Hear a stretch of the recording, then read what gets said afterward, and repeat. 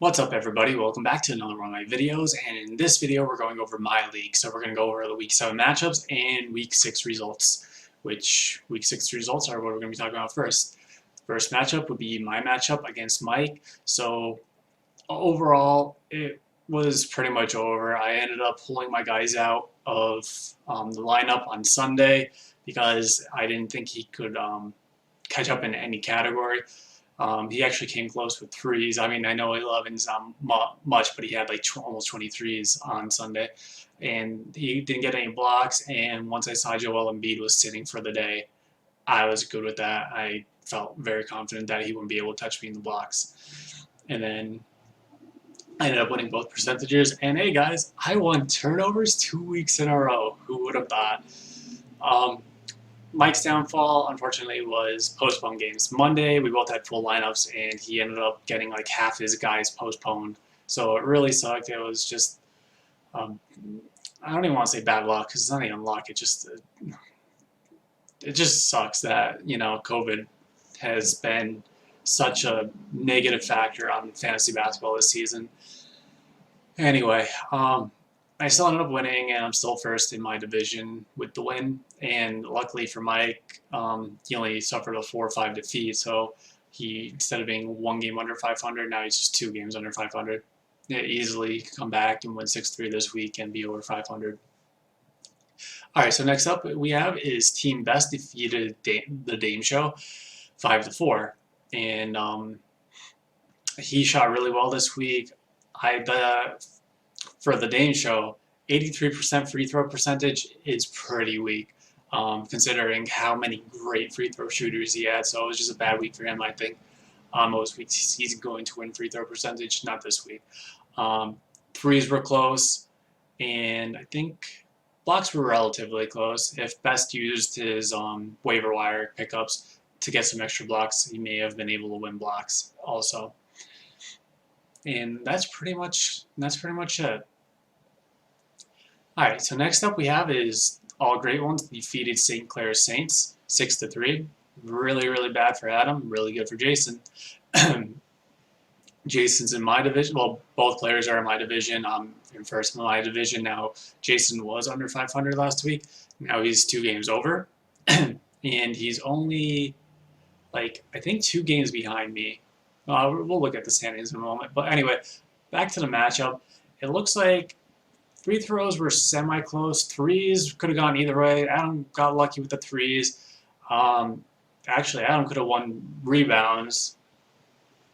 Assists were relatively close, and that's pretty much where it was. So it could have came down to free throws, mainly threes and rebounds. Threes and rebounds could have changed the dynamic if Adam picked up a waiver wire guy for some extra rebounds. He could have won that.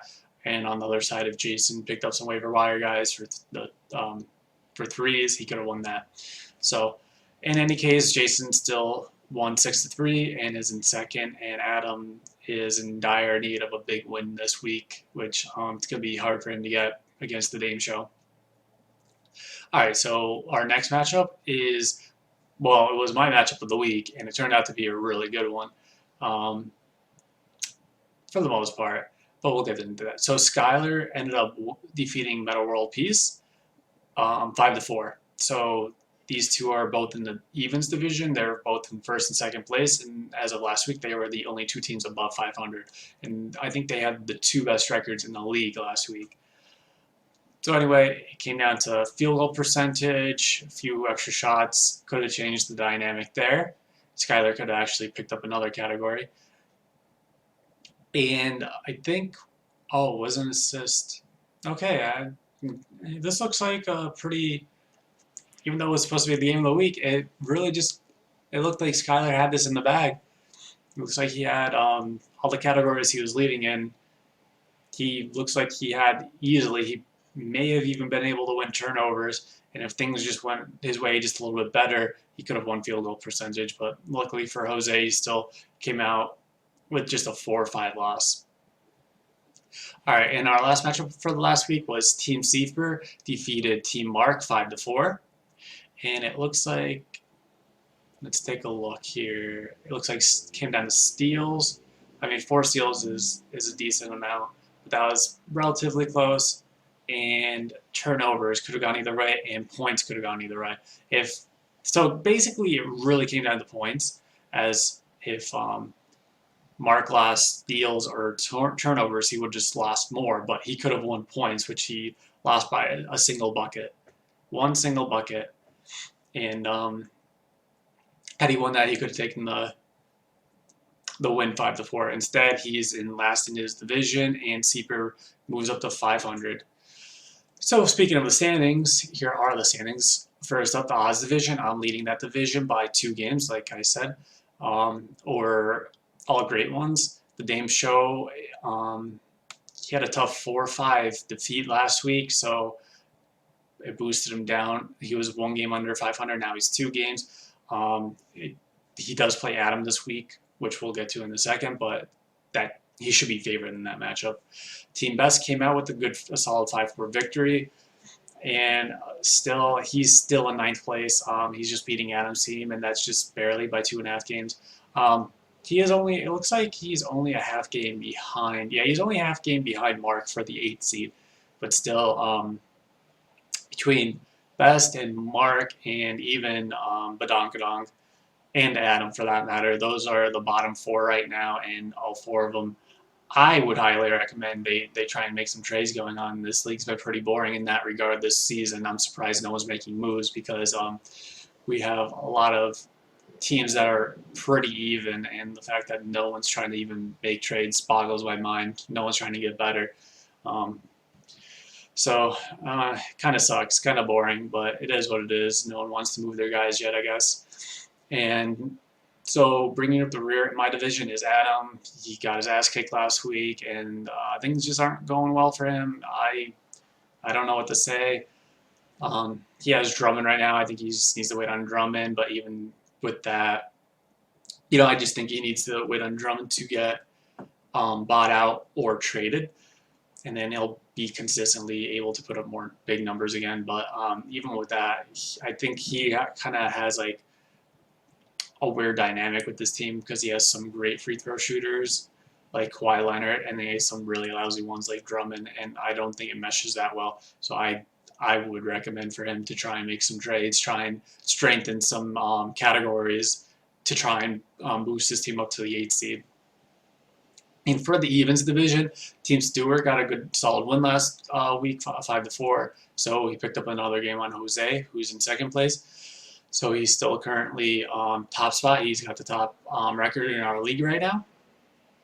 So everything's working out for Skylar, except he did lose Marcus Smart for the next couple weeks. Next up, we have Jose, who did lose to Stewart, but he's still only 2.5 games back. That could change on any given week. And it looks like those 2 are the runaways right now. Team Sieper is coming alive. He's finally at 500. I think this is like one of those scary good teams. Like you don't know how good it can be, but it's. I've been. I don't know what the word I'm looking for. I've been paying attention to the Sieper's team these last couple of weeks, and it looks like if it gets hot, it's going to be very tough to beat. The only thing I don't understand is. Instead of trying to make a trade with one of the centers, he's just going to drop one of the centers instead of trying to get some value elsewhere. Again, boggles my mind. Where there's no trades in this league, it boggles my mind. I don't understand it. I don't get it at all. I do think that people need to take some chances to try and get better over just maintaining an even team and taking their chances that way. That's what I just feel, but apparently I think I'm the only one who feels that way. Next up is Badonkadonk, who's 26-28. He is only 1 game behind Sieper, and he is in the 7th seed. So, again, things can change in this league, especially in this division. Things can change. If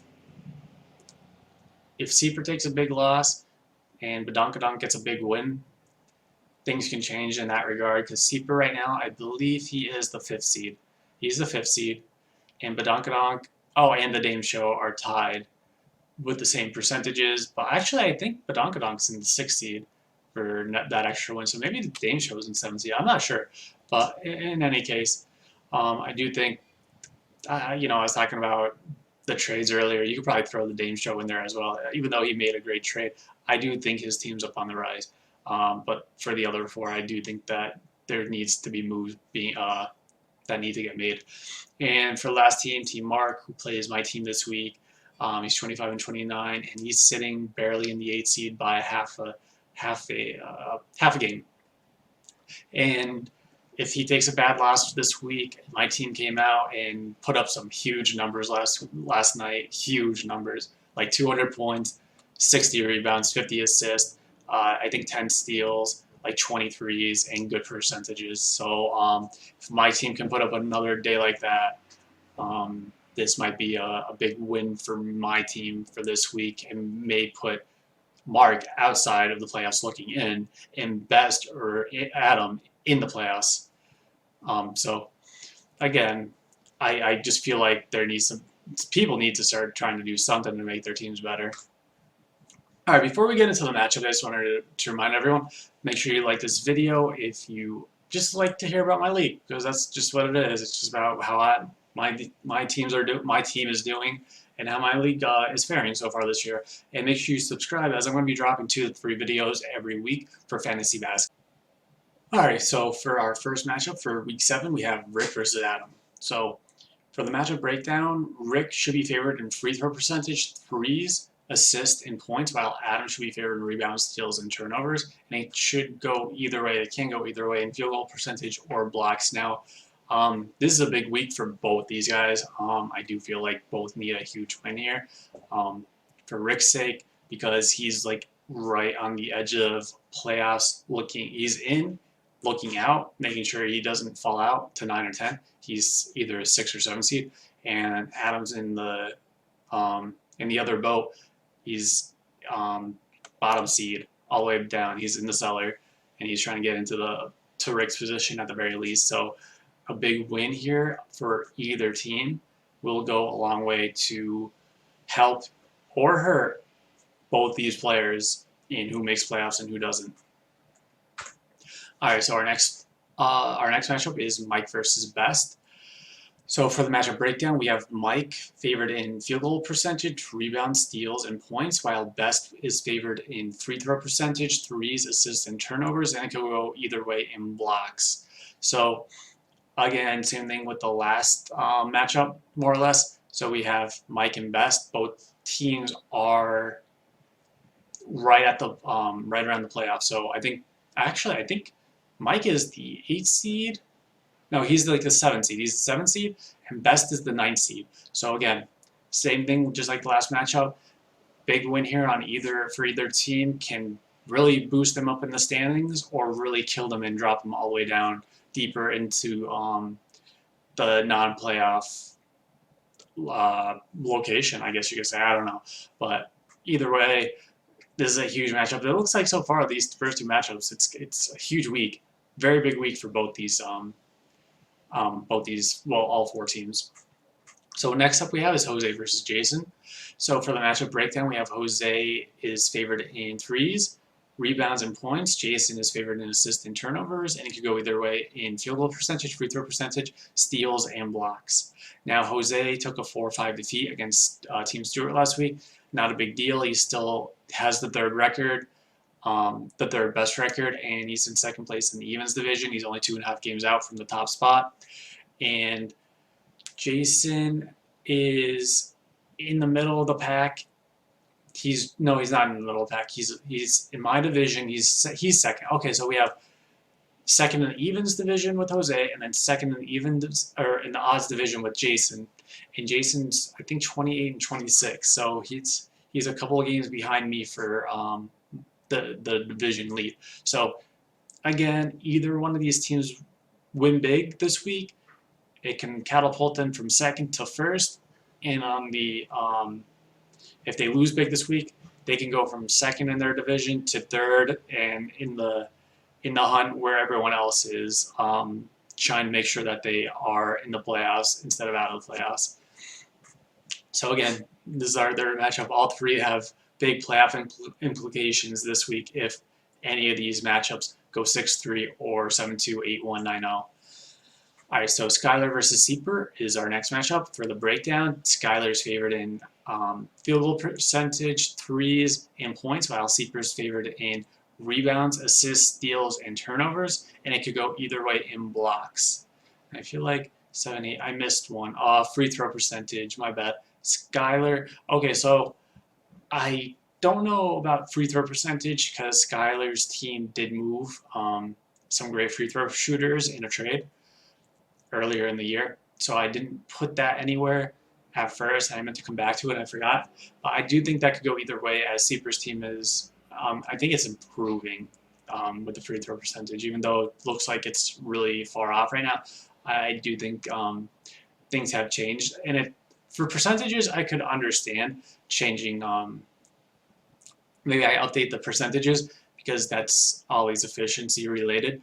But all these stats are still from week 3 because with all those postponed games, it really threw a wrench into looking at the stats, the season stats, and trying to dictate who's good at what, because now we don't really know because so many teams have been postponed, so all those players lost time. So it affects everybody differently. So there's no real way of telling, oh, hey, like this team's actually really good, even though it doesn't say it in the stats. I don't know how to maneuver through that, so I'm still using week 3 stats, which was a while ago. All right, and for our last matchup, it's my team versus Mark. Now, for the breakdown, I should be favored in threes, assists, and points, while Mark should be favored in rebounds, blocks, and turnovers. And it can go either way in field goal percentage, free throw percentage, and steals. Now, I'm in first place in my division, and Mark's in last place in his division. So, again, if I win big this week against Mark, that will take him. He is currently in the 8th seed, I believe. So, he is in the 8th seed. If he loses big this week, that could catapult Best into the playoffs and Mark out of the playoffs. And if Mark wins big this week, he go from 8th seed all the way to I think the 5th seed if everyone else holds steady or loses big. So this is a big week for Mark, and I mainly just paid attention to my matchup last night. And like I said earlier, my team it got hot last night, and so Mark has a lot of catching up to do, which he can do for the remainder of the week. Again, this is the 3rd week in a row where I am severely undermanned against my opponent. So these schedules, these last 3 weeks have been terrible. I mean, this week's not that bad, but the last 2 weeks were awful with Tuesdays and Thursdays barely having any games and just bombarding us with games for Monday, Wednesday, and Friday. They need to fix that. They truly do. I'm sure I'm not the only one who feels that way. But outside of COVID, I feel like this was a huge mess. The schedule's just a huge mess, the way they're doing it. Alright guys, so that's all I have for you in this video. Please remember, hit the like button if you like to just hear about my league and my progression and my league's progression throughout the season. And make sure you subscribe, as I'm going to be dropping more fantasy basketball related content all season long. Alright guys, thank you for watching and have a good one.